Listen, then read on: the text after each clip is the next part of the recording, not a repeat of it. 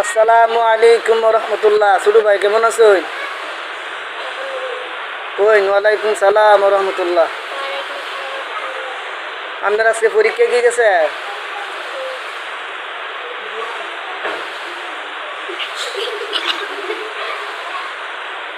হ্যাঁ,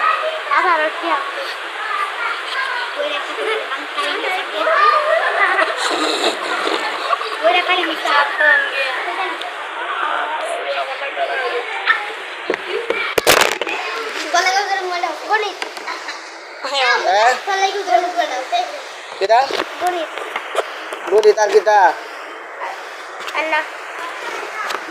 হ্যাঁ, শুধু গণিতে?